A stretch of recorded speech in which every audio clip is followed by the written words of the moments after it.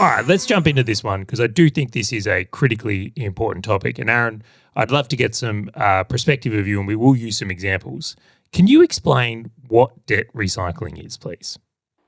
Yeah, the most basic, simplest form of debt recycling, we talked about people that own their principal place of residence with a home loan on it. Typically speaking, when investors buy an investment property, there's a debt on it, but they're allowed to add it into the income and expenses of a property inside a tax return. And where you have your owner-occupied property, you cannot do the same thing. So it's non-deductible debt. It has a whole range of other benefits related to capital gains tax and things like that your own place has. But when we are looking at the debt, we can't do much with it except for pay it. When we go to buy a property, when we have owner-occupied debt and we have cash to be able to do the next investment, which is a cool strategy to have with cash, to have the risks played the way you wish. So if you have a non-deductible owner-occupied mortgage, say at 100 grand and you got 20 grand of cash, then we can utilize that cash through the owner-occupied property to reduce how much is non-deductible and how much is deductible on that mortgage. All right, let's break that down a little bit because this is where the topic gets a little bit complex. So we'll use an example. Let's pretend there's Charlie here and he has a house and he's got a $100,000 mortgage on it and it's a PPR. Okay. And then there's also the potential to buy an investment property. And I'm looking at this, and for whatever reason, the investment property is $100,000. We're going to use easy numbers to make this clear.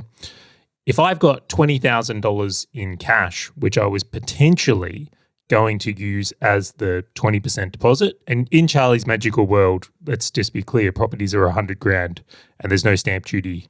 I didn't want to call that elephant out. Like, I'm sitting here going, I'm trying not to over confuse this. I'm like, there's jokes riddled throughout your scenario, but continue.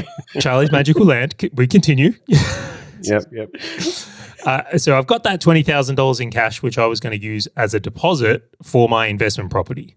But rather than doing that, I'm actually going to pay down $20,000 of debt on my PPR and then extract that out so that via the utilization of equity, and then I'm going to have a full $100,000 debt on the investment property, but then I've only got an $80,000 debt on the PPR.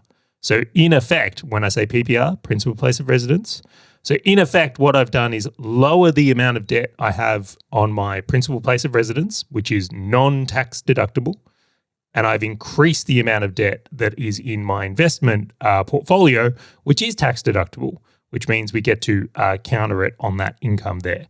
Is that a reasonable way to view the idea of debt recycling? And yes, I totally practiced that before this podcast. In the shower, just getting ready. Totally. A couple of things to unpack on that one is that if you didn't do it that way, you would put your 20 grand on the investment property and you would still have $100,000 owner-occupied debt that's non-deductible. So you're in effect not utilizing the cash to its most effective means. When you're doing the owner-occupied at 100 grand and you're paying your 20 grand into it, you then need to do a couple of things with your owner-occupied mortgage where you have to go to your bank or talk to the bank, or depending on the structure and the preparation that you've done, you would have to pay it into that and then you'd split it off. So just as people would go out and say, I want 50% fixed and 50% variable, you would just go, okay, I need a split of 20 grand and a split of 80 grand, that adds up to 100 grand. So both of them have their own BSB and account numbers secured by the same property that you're living in. And then you would be able to pull that 20 grand back out and utilize it for the deposit plus the cost of the other property. Add the $80,000 there. That's 100 grand. And in Charlie's magical world, there is no such thing as stamp duty. So keeping it simple, pretty well gets the property purchased. Okay. So in that example, right? Because one of the challenging thoughts when I first went through debt recycling was, I'm like, am I just cross collateralizing my assets? Like, am I utilizing this new investment property on my own house, and now I've just got this mishmash of everything? But to your point that you just eloquently put there. Wait. It's Don't actually- you go there. Let him answer that one. I'm curious. Is this Are we cross crossed up? collateralization? Because that's like the in the property like investor word. That's like taboo. Oh, it In my is words, taboo. taboo. And one could think it is crossed, but not really, because what we're doing is we're utilizing cash through the system. So we could have our owner occupied mortgage sitting with, we'll pick on CBA because they love to be picked on, CBA.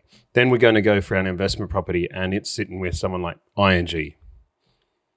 So they're two different separate banks. So one bank has the 100 grand split into two, 20 and an 80, and the other one has the 80 grand on it to complete the project.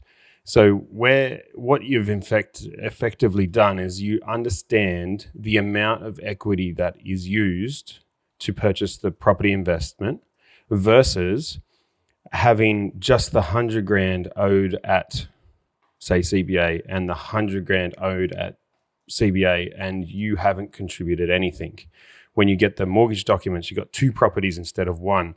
So no, you're not cross-securitized. You just understand to a greater level what your owner-occupied property has done to help you buy property versus asking the bank to give me a loan with no deposit down and cross it all up and see what magic happens later on down the track. All right, fellow property investor, if you loved the value from this short video and wanted to know more about how you can win at property investing, check out the full episode by clicking the link on your screen or in the description right now. Alternatively, click subscribe and you'll never miss another one of these videos.